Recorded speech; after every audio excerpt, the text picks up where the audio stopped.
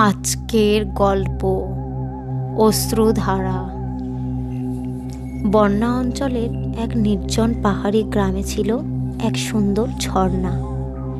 ঝর্ণার নাম ছিল অশ্রুধারা। গ্রামবাসীরা বলতো এই ঝর্ণা কেবলমাত্র অমাবস্যার রাতে প্রকৃত রূপ দেখায়। দিনের বেলা এটি স্বাভাবিক ঝর্ণার মতনই, তবে রাত নামলে এখানে কিছু অস্বাভাবিক ঘটনা ঘটতে শুরু করত। বহু বছর আগে এই গ্রামে বাস করত কুসুম নামে এক যুবতী।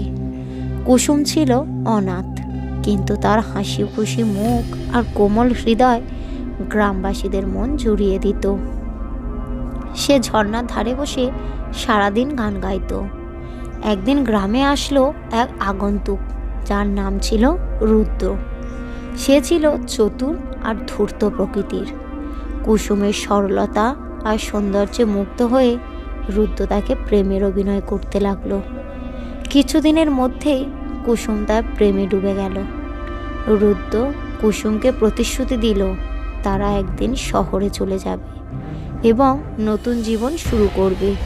কুসুম রুদ্রের কথা বিশ্বাস করে, কিন্তু রুদ্রের লক্ষ্য ছিল ভিন্ন।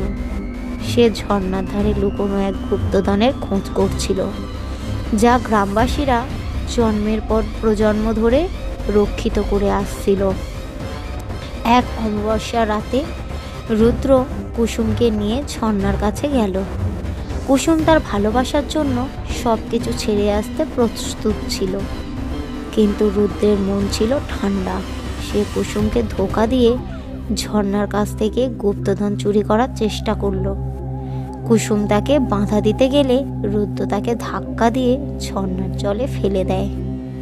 কুসুমের আর্তনাদ আর চোখের জল ঝর্ণার জলে মিশে যায়।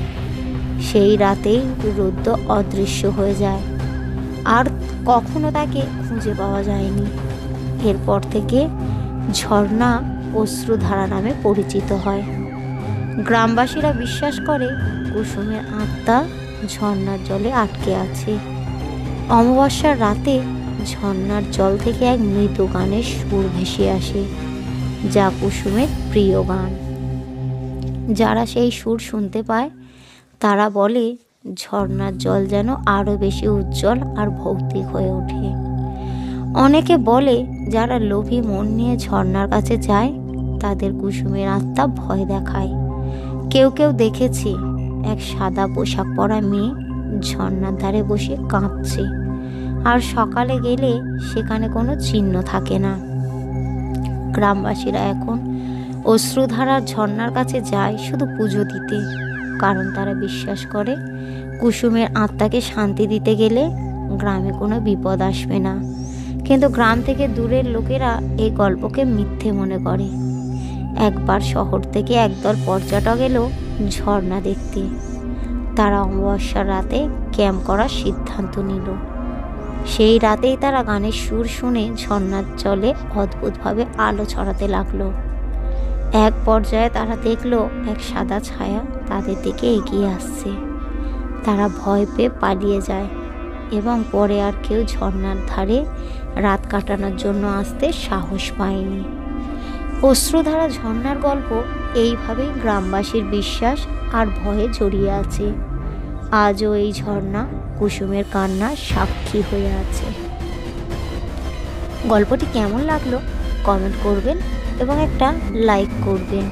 আর নতুন নতুন এই রকমই ভূতের গল্প শুনতে চ্যানেলটিকে সাবস্ক্রাইব করবেন।